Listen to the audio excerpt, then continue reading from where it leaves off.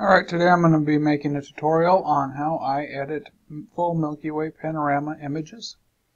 And the first thing I do after I've compiled the images is I usually, after I compile them, I cut them down to either a 1:2 or 1:3 ratios so they will print nicely. And this one will fit into a nice 1:2 ratio, so I kept that. And after that I will set, I got a kind of a generic white balance of 3650 and then +7 on the tint, and that's going to change a lot here in a little bit. And I kind of underexposed a little bit at 20 seconds, so I bumped up my exposure just a little bit to compensate for that.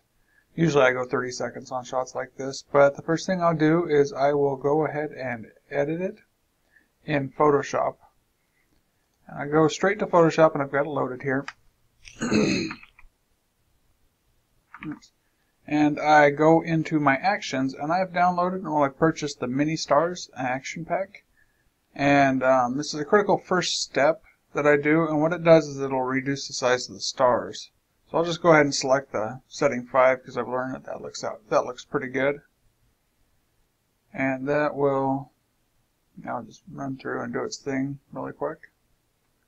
And I've learned that you have to do this first, because if you try and do a bunch of editing and then do this, you'll get this little grid pattern that'll show up in your noise, and it'll just do a lot of weird things if you don't do this first. And it usually just takes a second. And this is just Google Mini Stars, and it's like $15, but it's totally worth it. Look what it does. See, it just it reduces the luminance of the stars, but also reduces the size of the stars, and it brings out more detail in the Milky Way. So after I've done that, I will go ahead and hold down Control, select both of them, and right click, and I will merge the layers. And then after I've done this, I will zoom in on my image. I just use Control or Command plus on that, and you get all these little artifacts, and just stitching artifacts. So I'll just borrow a little piece from it. That's the wrong one. I'll use my clone stamp brush. Then I'll select here, and then I'll just paint over that. And my clone stamp is set to about a 40% hardness. And then I'll just paint over that, usually just a chunk below it. See, there's a little stitching error there, so it looks like it's more black. Yeah, we'll just pick a little bit there and make it a little bit less like a harsh line. And so we get a little issue there, and I'm shrinking it with the bracket keys. I'm using the bracket keys to shrink it. I hold down Alt to select, and then I go underneath that and just kind of clean up all the little stitching errors in it. Oh, here's a lot of them over here. Just kind of try and pick colors that are the same. See if there's like this, if there's green and it's green there, take a little bit of the green and then just kind of come around that. You can delete it too. I mean, it's just a little star. I wouldn't really notice that you do that if you do it. Oops. And I just come through and I clean up all the mess that the stitching. I try and do this all in Photoshop right now, but once you get to editing, sometimes you'll notice a few more and you'll just have to jump back in here. I never close this out after I've saved it because you never know if you'll need it again. This is just a little bit of clone stamp retouch, basically. And I'll just kind of walk through I'll just kind of get it done really quick. This is all just kind of part of the process. I might pause it after. Yeah, I'm going to pause the video here. I'll just finish this up and then I'll continue. Okay, now I've zoomed out and I see that it's always a good idea to zoom out and see if there's anything left that you missed. And sometimes I'll take even a bigger brush when I get out here and just patch up the bigger thing. Maybe try and cover it up bigger. You know, it helps to go in really close so you can kind of see what you're doing, but some of these bigger ones just need bigger patches of stars. Most people won't be able to tell that you've done this. And after I do this, I always look at the horizon and make sure it all lines up nice. There's another little guy. And the horizon lines up nicely, except for a little spot right here. And usually I wouldn't fix that. It would be pretty simple. But what I do is I do a polygonal or polygonal lasso tool. You get the lasso and the polygonal lasso tool, I guess, or polygonal or whatever. And you can click, and I bring it up, click, and so you can make whatever shape you want with it. And then come over to where it loops and click that, and that'll be selected. And then I hit Control or Command and then C, V, T. And what that does is copies, pastes, and then hits transform. So it's just Control C, V, T. And I just, I'll just twist it to where it realigns it. See, that's what we did. And then after I've done that, I'll just push Enter to set the transform. And then I'll merge the layers. And then I'll take the spot healing brush with content aware selected. And I'll just go ahead and clean up the rest of it. That's a minor one. I usually don't fix those. I'll just usually try and fix it with the spot healing brush, but I figured I'd use it as an example to show off that little technique I use for fixing stitching errors on the horizon. And now that I've got this all set, I'm ready to dump it back into Lightroom. So I go ahead and save that. Control or Command S for save. It'll take a second because this is about a 120 megapixel picture. And after it's done, after you save it from, if you've exported it from Lightroom and then you save it in Photoshop, it'll automatically dump itself back into Photoshop. In theory. Okay, I had a little bit of an issue finding it. I closed out Lightroom, and usually it'll dump it back onto the timeline for you, but I had to go find it and re-import it. But anyway, moving on with the tutorial. Now that I've got it back in Lightroom, the first thing I usually do is I'll take an adjustment brush, and I always reset the adjustment brush by double-clicking on Effect. And then I will make sure my feather is at 0 and auto mask is enabled. And then I'll go up to my temperature, and I'll usually take it up to about 15 because it's kind of cooler than I like it. And I'll take my tint probably up to about 15. And because I've overexposed, because I exposed with the foreground, the sky is overexposed. So I will dehaze in order to counteract that. And I usually take dehaze up maybe about 25, just to start. Just so I can kind of see what I'm doing too when I paint. And then I just paint over that with the brush. Now, it looks a little warm right now, but we will fix that. And this is just to give me a quick, idea. And then I always push O, and I've got my overlay color set to green. Usually it's like a red or pink, I think, the default. But I've set it to green just because there's nothing ever this green in my night pictures. But anyway, because of auto mask, I've got, because of my auto mask, I have, it'll usually, whoops, go back. Usually it'll find your subject pretty well. For the most part, you can kind of take it into the tree a little bit because the tree is usually going to stay as a silhouette, something like this. You're not going to bring up the shadows or highlights too much on it. And I'll just usually come inside here. Let's see, I'm a little close. Let's go to 1:3. There we go. I like to get really close when I'm doing the horizon just to make sure I have it. When I'm doing something bigger like trees or something like that, I'll zoom out a little bit. But try and get it as much sky as you can because it'll stick out like a sore thumb if it's, what the heck happened there? If it's still blue and your sky is a different color. So we'll go ahead and do this. And kind of come in here, cheat a little bit. Now this got light painted, so you got to be a little bit more careful with getting your sky on this one. But for the most part, it really doesn't show up that much. Alright, now I'm coming into a closer subject, so I'll zoom in. I'll hold down the Alt key, and I have auto mask set on that as well, down here when you hit Alt. You let off Alt, it just gives you the plus. And when you push Alt, that's the minus settings. So make sure auto mask is set on both of those. And masking is probably one of the more painstaking, processes in a lot of on these Milky Way shots. Time consuming. Most of the basic edits are, fairly simple, but this masking the better job you do at masking the background, the better your image is going to look. And you're going to make sure, like sometimes the nebula don't get changed, and I like to make sure everything comes out the same.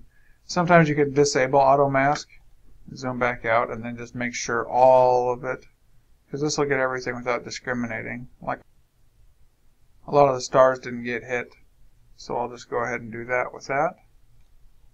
I'll push O, and we'll clear it out. Now this entire thing is masked.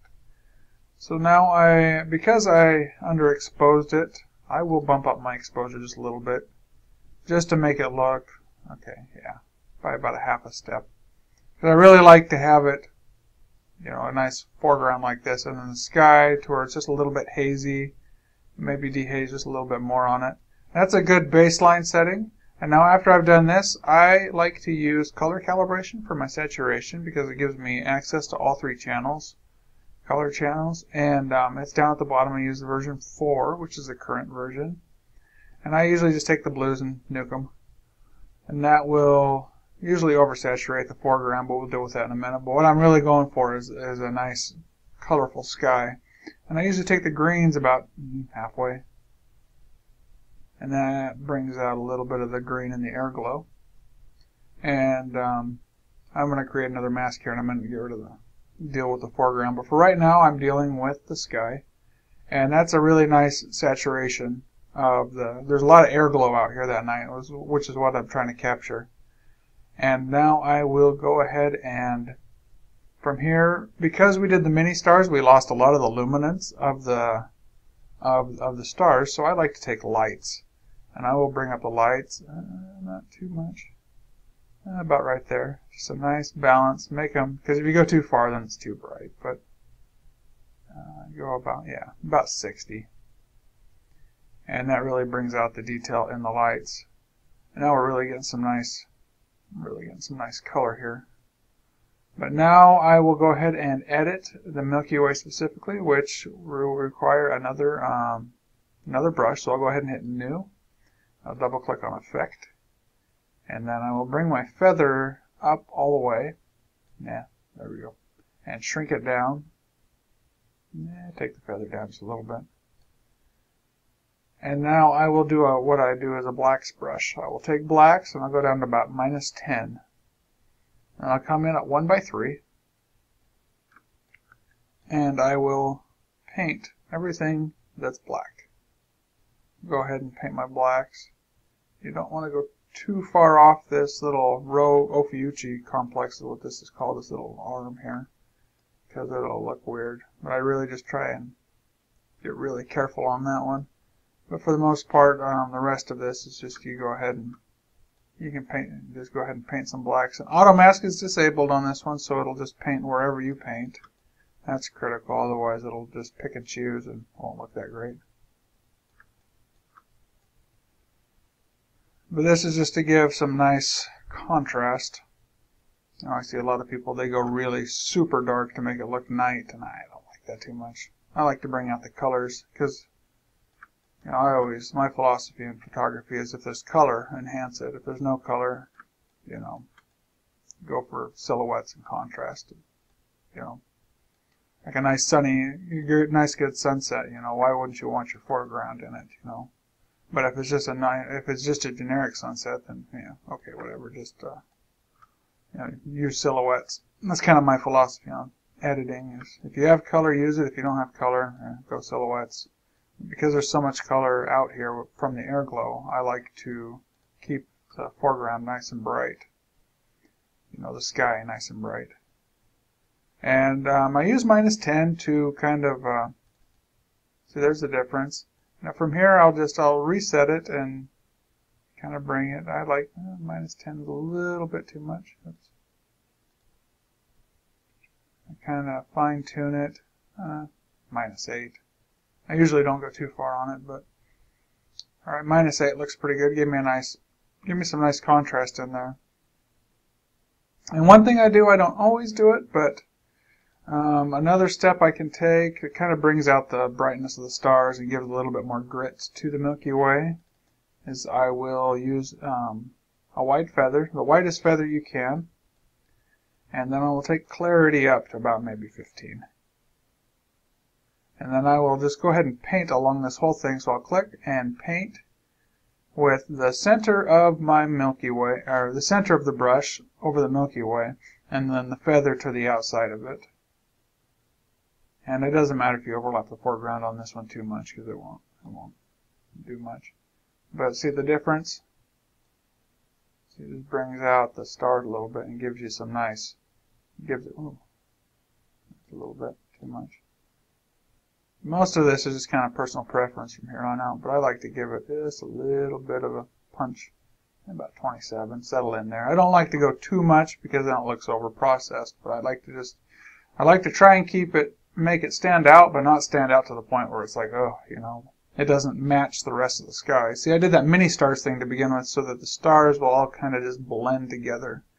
But this Milky Way is so strong that I like to, you know, such a dominant subject that I like to, you know, kind of enhance it as much as I can, but not to the point where it overwhelms the stars. That's kind of my philosophy on Milky Way editing. I'll go ahead and hit done. Now I will address the foreground, which is an absolute mess. And I do that with another brush. This is pretty typical with the light painted. You know, this was 16 pictures. And so that's 8 across the bottom, and trying to get the light painting identical on every one of those is impossible. Unless you have a constant source of, you know, light, which I do not. But for this, I like to, you know what, I'm going to go ahead and just do a saturation. I'm just going to take the whole thing and just desaturate because it's all completely oversaturated.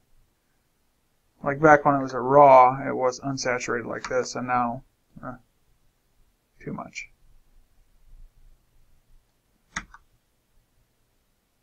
And I will hit my overlay again just to make sure I'm getting the whole thing. I am fairly elite at drawing a straight line with my mouse. And sometimes I'll take the auto mask off and just kind of go ahead here when I'm doing my masking, because then you can always hit Alt really fast and clean up. You leave the auto mask on with Alt, but take it off when you're doing this, and it,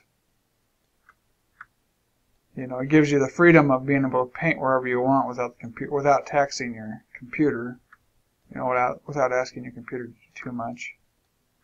See, I can just paint wherever I want now, and then if I go out of bounds, then I can just, you know, then I use the computer to figure out, you know, how to auto mask it. This is, once you get to, if you want to find out how much RAM you need in your computer, start doing a bunch of masking on, you know, 120 megapixel panoramas, and that will bring your system to its knees really, really fast. I use 16 gigs of RAM, and I never thought I'd need more than 16 gigs, but I'm about to jump up to 24 here once I can get some. But, alright, now that we've done that, I will take saturation down, and then I will play with the white balance just a little bit. I like to kind of pull the tint out, because my light usually has a little bit of a green tint to it, even though it's supposed to be color neutral. So I like to bring up my magentas just to give it more of a night feel. And that's killed the color that we had, you know, back before we started the brushes. So this is before, you know, and now it's killed that color and brought it back. And then I might warm it up just a little bit. Yeah. Yeah. I want to kind of make it look like it's a night picture still, but I don't want, you know, I don't want it to clash with the background too much. So it's all about trying to balance the foreground and the background. So now that I've done this, I'm happy with it for now. I'll hit done. Well, then I'll take another brush. Now I'm going to go after the balance, because see, the light wasn't the same from here to here. So what I'll do is, oh, yeah, I didn't even bring up my shadows to begin with. I'll bring up the shadows 100%. Usually I do that to begin with, and I'm kind of stupid for not doing it. I'll bring up the shadows 100%. And now I will take another brush and drop. Oh, let's drop the exposure down, and then you always have to use a feather when you're doing exposure. I do about a 50% feather. And I will take from about here to over here and just drop the exposure with the feather coming over the edge of it, just so it'll blend nicely. If you don't use a feather on this, you'll have some harsh lines. And I am going to drop the shadows after I do this, just because I don't like that. I don't want in there. So you just got to really isolate where the problem areas are, and the feather really helps you do that. And now I'm just going to drop that down to where it kind of matches the rest of it. And I'm going to get my shadows right first before I get too excited on this. So I want the foreground to be there, but not like overwhelmingly there. And now I will keep it there. And I'll get another one. And see, I'll just keep hitting new ones. And just pick off like this is still too bright. You know, this was brighter than this, so I got to isolate this, but this is still brighter than that. So this is kind of a lot of just subtle balancing here of the colors. And now this is too extreme, so I will do another one, and I will drop that down. Maybe I'll start with -3. -3 is a good place to start with it. I'll just drop the exposure on that. I'm not really liking the tint. I mean, it was kind of a green. It's, you know, it's sagebrush, but I'm going to kind of change the tint a little bit on it just to bring it. See, now it's more natural. See, it's blended. Like before I did the tint, look at the difference. See how green it is? And now I've brought it down to a more subtle, kind of a nighttime cool. Because nights are a little bit cooler temperatures. I mean, there's no sun, so if you're not careful on your Milky Way shots, you can, you can get it to where it doesn't look like a night picture anymore. My wife, she kind of hates that when I get too much. She's like, yeah, it looks nice, but it doesn't look like a night picture anymore. It looks like a day picture. Because the foreground tones look very much like a day. Then over here, the saturation's still a little bit hot. So I will drop the saturation a little bit. And corners are always usually tricky. Just the colors, there was a greener, lusher weeds over here versus in the middle here, which is just dead cheatgrass. And I'm going to try and balance that just a little bit. This is all just kind of foreground balancing what I'm doing here. Okay, now I've seen that I have some issues right here, which were independent of the rest of the foreground. So I'm going to go ahead and take a brush. This brush, I know where it came from. I'm going to go over here and I'm going to, it came from me saturating the sky. So I'm going to go ahead and paint the sky still, but I'm going to get rid of what I've done here. Oops. I came down a little too far on it.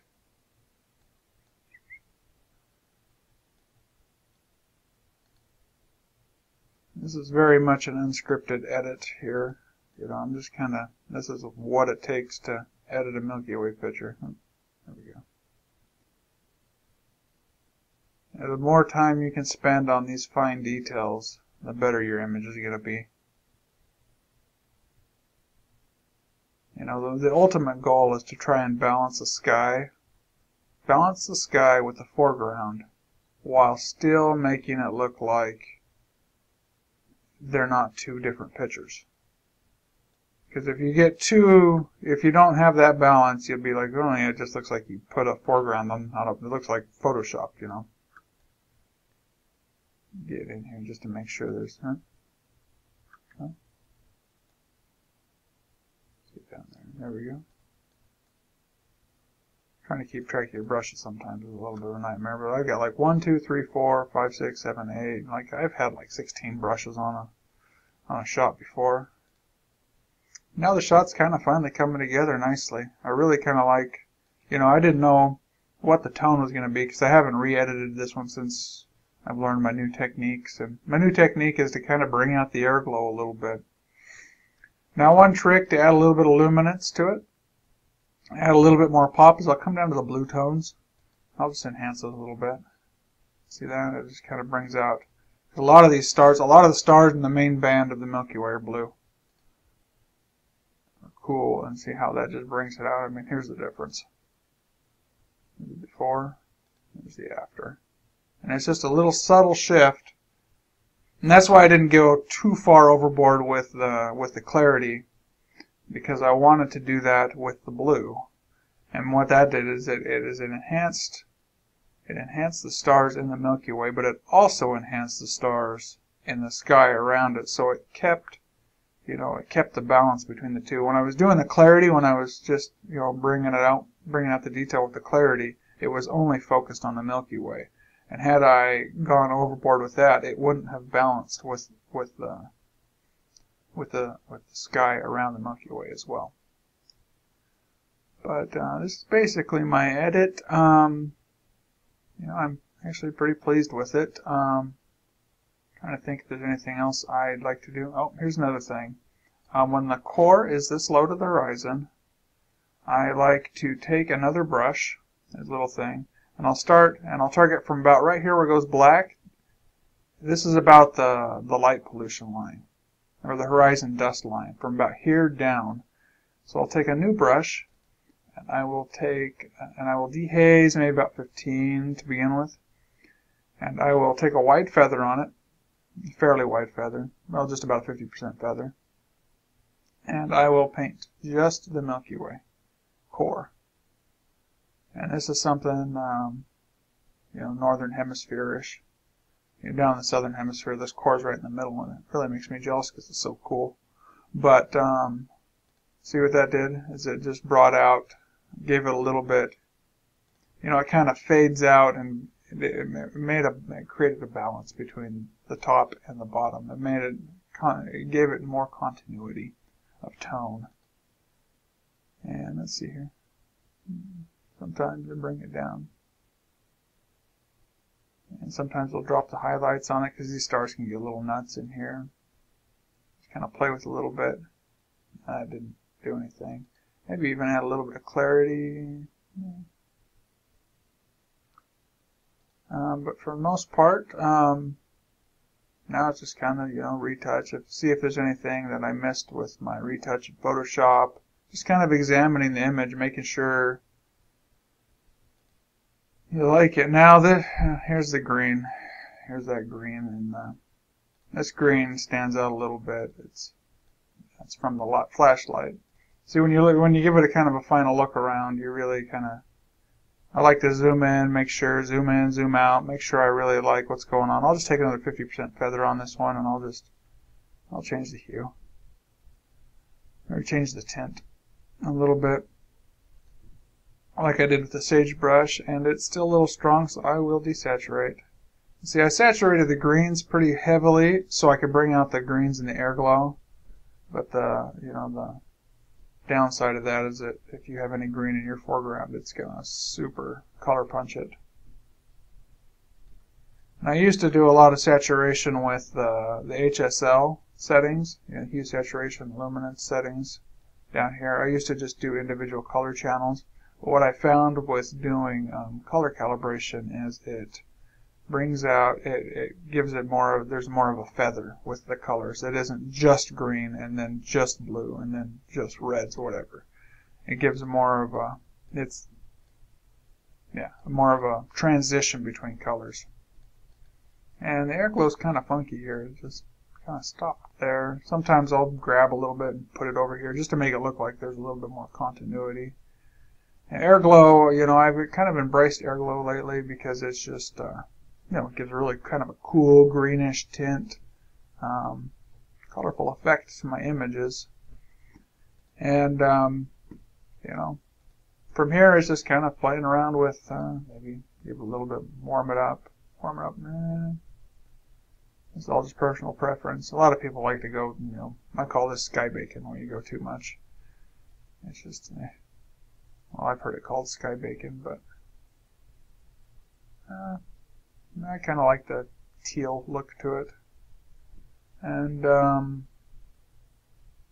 after I've got it to this point, I never know how it's going to look on social media. And I've edited this Milky Way picture in light. I don't actually do it in a dark room anymore. It's actually a well lit room that I'm editing this in, because what I want to try and achieve, it kind of hurts me on the contrast side of things, but what I really want to achieve with it is I want it to look good on social media. So I will export it, and 248 on the long edge, just so the file's under a megabyte. And I'll put my watermark on the bottom left. I'll export it, and I will show you a really important step for a really good benchmark for making sure your image looks good in print and on social media. Is now that it's exported, I will go into my Facebook. I'll go on to my Facebook page, and I will grab the image that I just edited. I'll open it. I'll post it to only me, and then I'll share it, so it only looks me. Okay, now see, against a white background, see, I edited it in a dark background.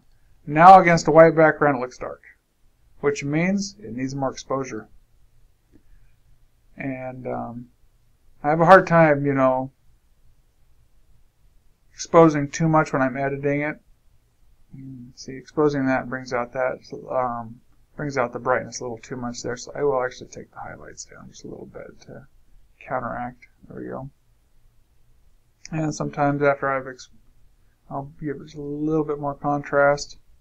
And then back in here, the shadows were a little too much taken down, so I will bump them just a little bit.